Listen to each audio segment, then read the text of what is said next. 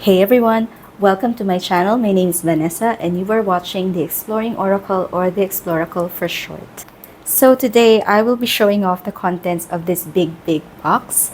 This is a Filipino made tarot deck. It is very special to me because I have been watching out for this. I have been following the creation of this deck, I think ever since I started learning tarot. So it was one of those decks that I found out was Filipino or was being created by a Filipino creator, a Filipino artist. I've been messaging their Instagram group back in 2022.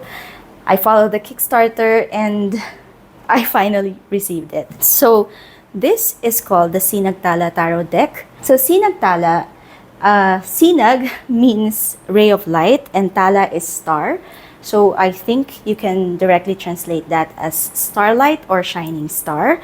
But specific to this deck, they do mention that this is a unique and inspiring deck that draws upon Filipino culture and myth to create a powerful and meaningful tarot experience. So something regarding Filipino folklore and mythology is something that I absolutely had to have. And the first few images that I saw of this deck, the previews, were just absolutely stunning. Now, I have a lot more to say, but I think you'd be interested to see what's inside of this box. And this would be like a first impressions kind of thing. As excited as I was to have received this last Sunday, I did not fully look at all of the cards because I wanted to have that first impression experience recorded, because this deck is really, for me, something that I was looking forward to and something that's really special, and I just wanted to share that with you. I did, however, open this because when I got the package, if you could hear that, I was worried. Like, what were those shaking things?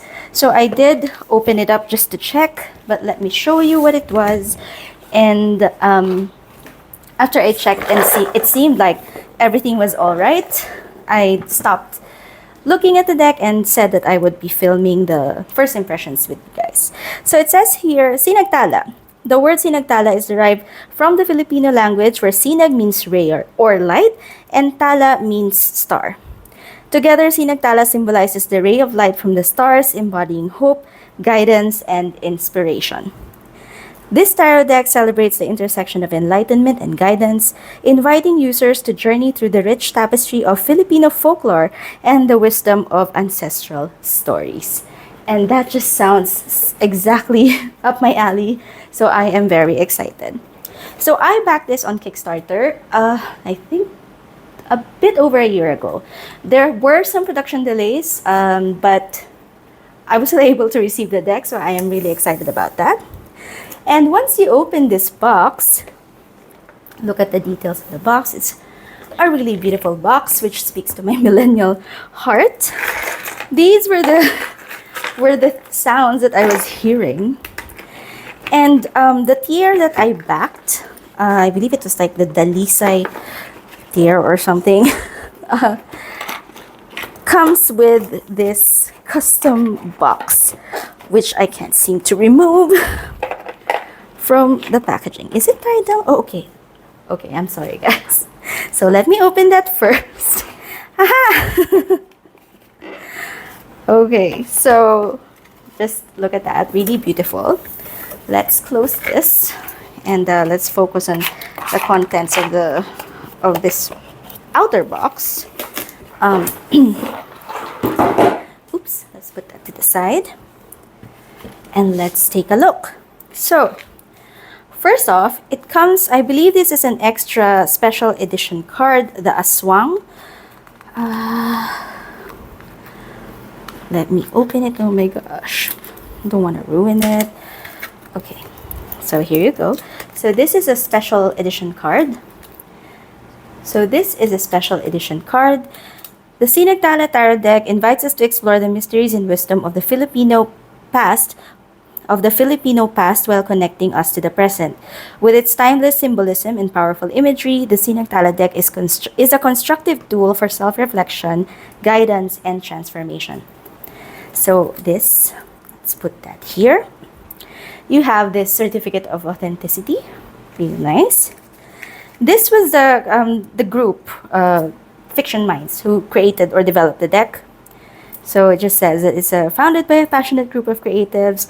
I won't read through everything, but you can pause and see for if you want to learn more information.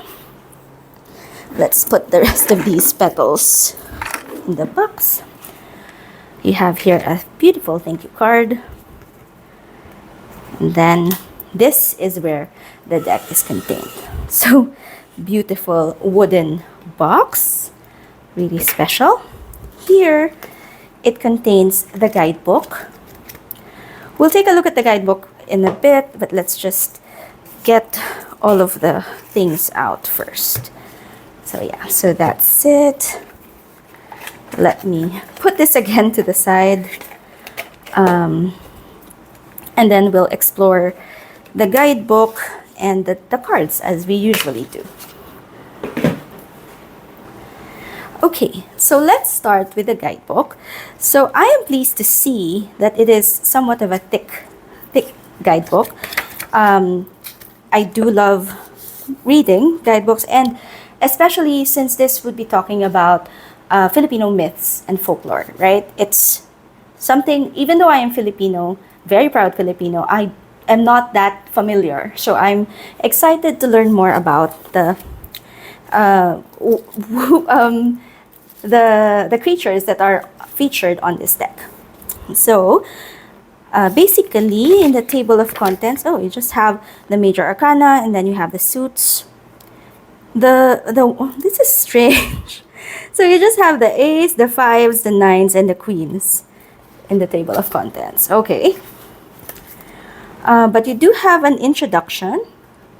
It's made of thick glossy paper. You have here an introduction about the artist. So the art is made by Augusto Ayo, and it's really beautiful art, guys. A little bit, I would say it's a little bit creepy, a little dark, because it is talking about, Filipino folklore, and we do have some. I mean, I think all cultures do. So, it might be something that I draw more, it might be a deck I use more during the darker half of the year or spooky season. But with sound like the High Priestess, it's just absolutely beautiful. Now, I must say, the art or the picture is here, but it's not. I mean, the write-up is on the next page. So it would have been better if, you have here the Empress and then the write-up for the Empress, or, just so it's not like this, where this is talking about the Emperor, but the picture that I'm seeing is the Hierophant. I haven't read through this guidebook, so I don't really know how much information I am going to get. But later on, we will pick a card and then see how the guidebook reads. So pretty much that is how this is laid out. I think it could have been laid out better, definitely, because this, I think this is the first guidebook I've seen that doesn't really have the, if they're going to put an image in the guidebook, it would have been better to have it side by side. But this is also the first deck created by Fiction Minds, I believe, so maybe, in their next deck, it would be better. Okay. Wow. So here are the cards. So it is okay. So let's take a look at the back. These are the backs. They are reversible. Surprisingly. I thought they weren't initially, but they are. It is gilded in this light brown, I believe. Not sure if the color is showing well on camera. It seems to be larger than standard tarot size. Yeah, it is longer, but about the same width. So this is a standard tarot size deck. The cardstock is, I think it's linen because you do see that pattern, and it feels like linen, but it doesn't have much of that rough texture. So I don't know, it might be a really good quality linen, but for me personally, I do love it. It looks like it will fan really well. It looks like it will shuffle well. I just have to deal with the fact that it is a little bit longer. And it does snap back quite well, so I think we have really good quality cardstock here. All right, so let me zoom in and let's take a closer look at all of the cards. All right, so let's start with the Fool. I do believe this is the Chana. Oh, it's not. So this is the Duende, or the spirit of the hills and the fields. Okay, so you know what? I'm not gonna guess because I feel like I will fail miserably. But just take a look at this gorgeous art. This is the High Priestess. Let me move this because my light, or let me move my light. Hold on. Is that better?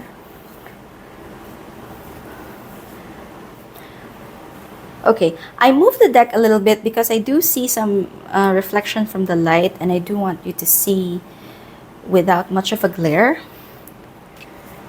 Wow, this is a beautiful Empress. So as you can see, it is bordered. There is some gold or like copper details on the cards, and the art is just beautiful. The Emperor, the Hierophant, the Lovers, the Chariot, Strength, the Hermit. As always, feel free to slow down, speed up, or pause if you want to take a closer look at the cards. Wheel of Fortune. Oh, you have an alternative. So you have here a more traditional Wheel of Fortune and an alternative card. Justice. The Hanged Man. Death.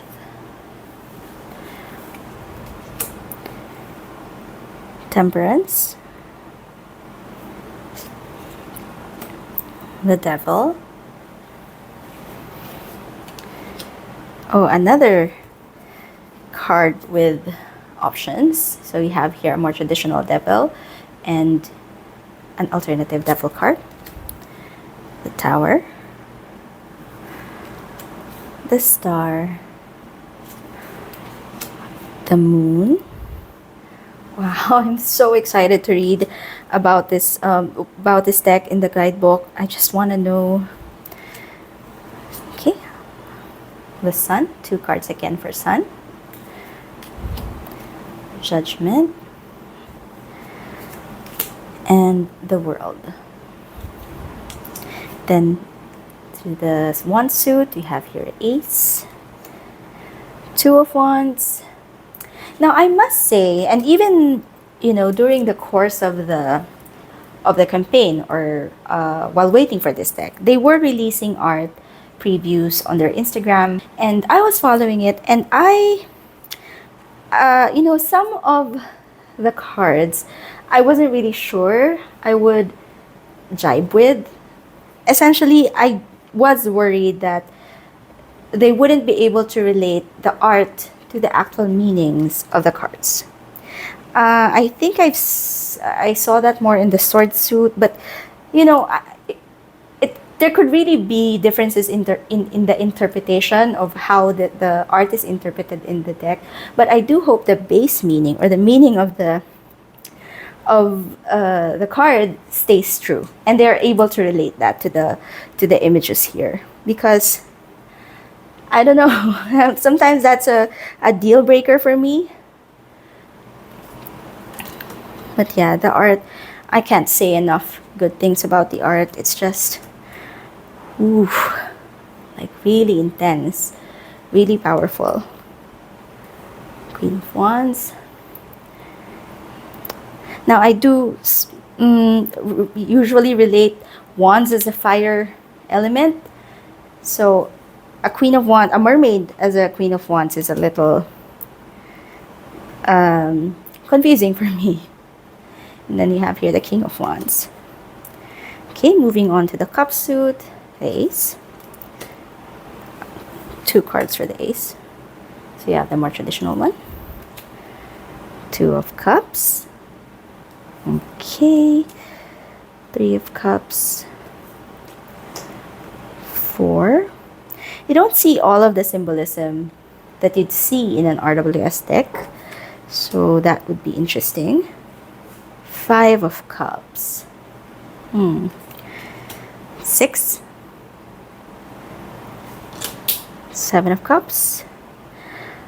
Okay.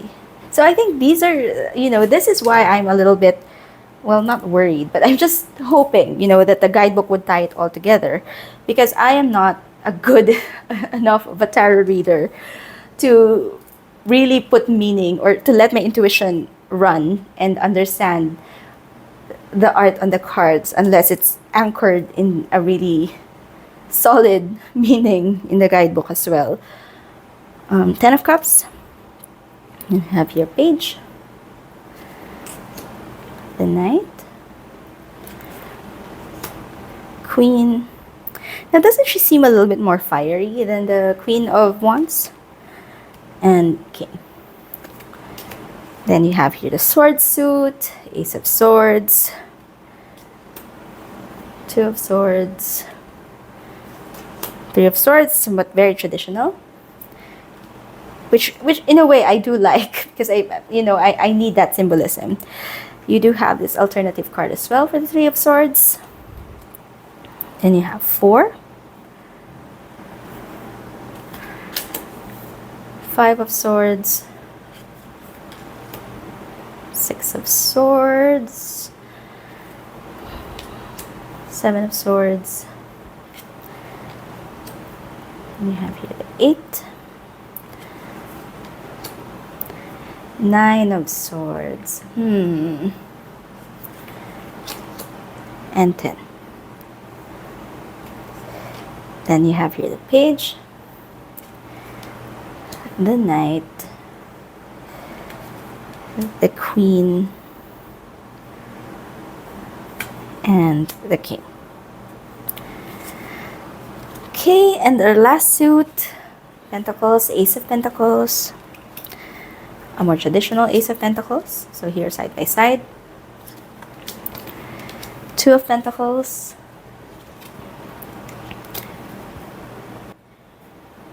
3 of Pentacles, 4. You have here the 5 of Pentacles, 6, 7 of Pentacles, 8 of Pentacles, 9 of Pentacles, 10. You have the Page, the Knight, the Queen, and the King. Alright, zooming out, let's see how this deck shuffles. So it is a bit longer than standard tarot size, so I am having some difficulty grasping it. Okay, that's not, I think for me this would really have to be split.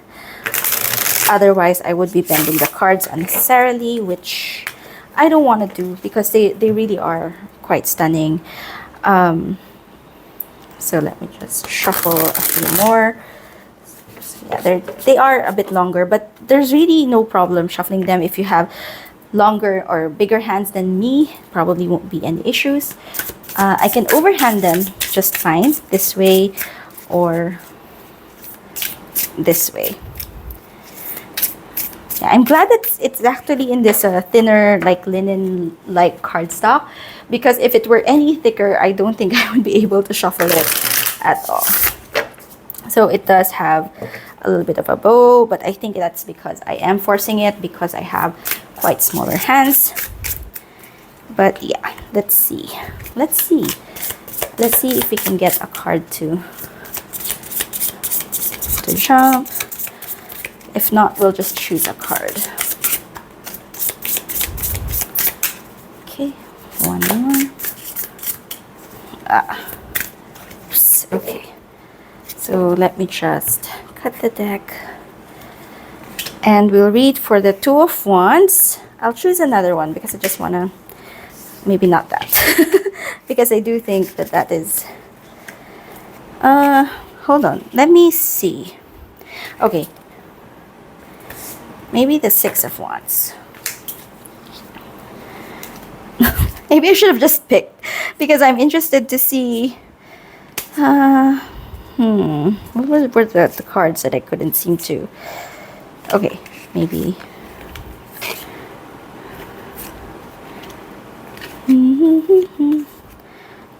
Okay, hold on. Maybe let's choose a swords and a wands. So let's read for the Six of Wands and the Four of Swords.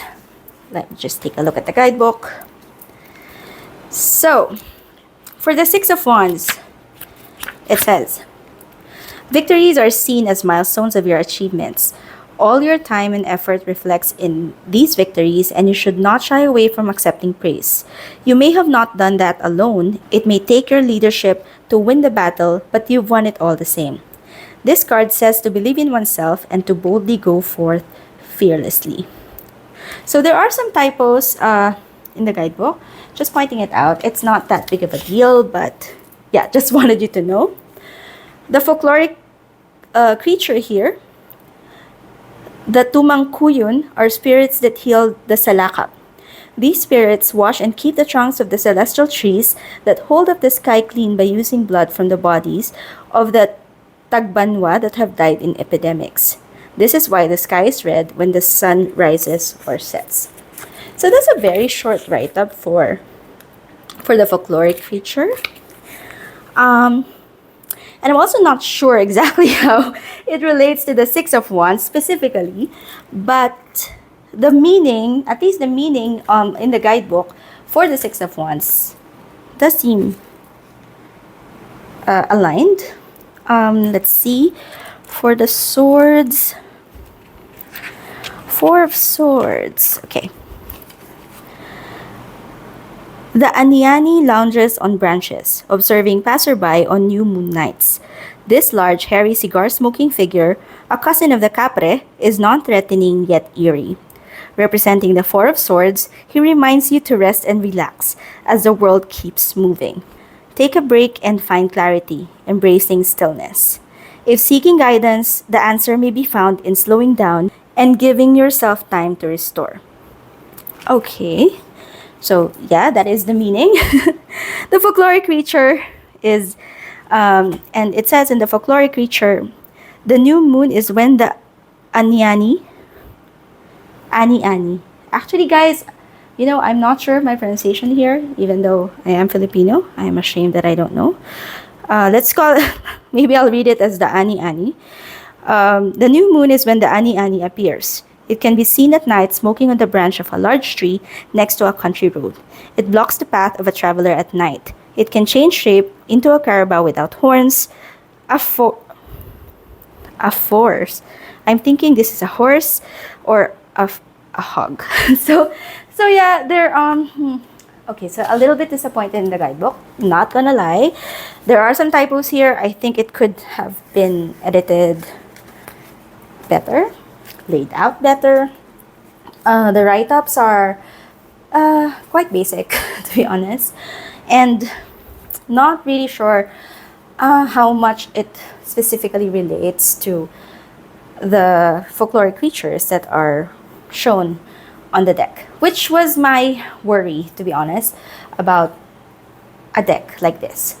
Now, I think this deck is beautifully produced. it really feels luxurious and the quality is really nice. Um, I do think that they could have done, I don't know, I just feel like it missed the mark for me. I'm still happy to have it. Don't get me wrong, and I'm definitely going to be looking at it. I'm going to be reading the guidebook and learning more about the creatures here. But you know how the tarot community had so much phrases for the yokai yochi tarot, which talks about Japanese yokai, and I was hoping that this would be the Filipino version of that.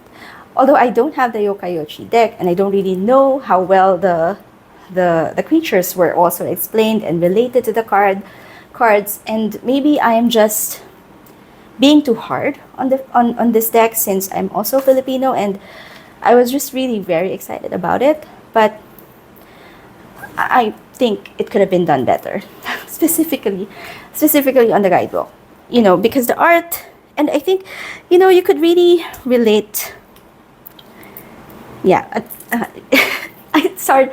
I'm not very eloquent, or I have difficulty expressing what is on my head, especially since I am thinking or having to translate it into English as well before I speak. But there are some cards here that I really like, and I do instantly get where they're going. But yeah, some of them I'm not sure. I absolutely love this Queen of Swords though, but she does seem, let me just read that real quick. The Queen of Swords. Lalahon, Visayan goddess of volcanoes and harvest, embodies a Queen of Swords' self-reliance and fierce independence. Known for her generosity and wrath, she controls both growth and destruction. This card urges you to stand firm in self-sufficiency, maintaining boundaries while communicating openly. Validation is pleasant, but unnecessary for survival. Strength comes from within, and others must navigate around you. Meditate on this card for clarity, authenticity, and independence. Okay. And then it says that Lalahon is a goddess of fire. She lives in a volcano in Negros Island. She is invoked during the harvest season. It is up to her to see what kind of harvest will happen. If she feels that she does not want to grant a good harvest, she sends locusts to destroy the crops. Okay, so yeah. So a very fiery goddess in my air Queen of Swords suit. And if I'm not mistaken, the association for queens as well, the elemental association for queens are water. And yeah, it just kind of plays with the things that I know. And I am also a beginner. I'm just learning. So maybe some of the interpretations here are above me, or, go beyond. What am I trying to say? You get it, right? I still want to keep using the deck. I still really, really love the art, but I don't know. What about you guys? What do you think? Let me know your thoughts. Are you interested in getting this? I will be linking down all of the links that I know. Their socials, the Kickstarter campaign, their website, just so if you want to learn more about this deck, and tell me about your thoughts. But yeah, that has been the first impressions flip through of the Sinagtala Tarot deck by Fiction Minds, art by Agosto Ayo. And don't forget to click on the like button, and do consider subscribing to my channel. See you again next time. Bye!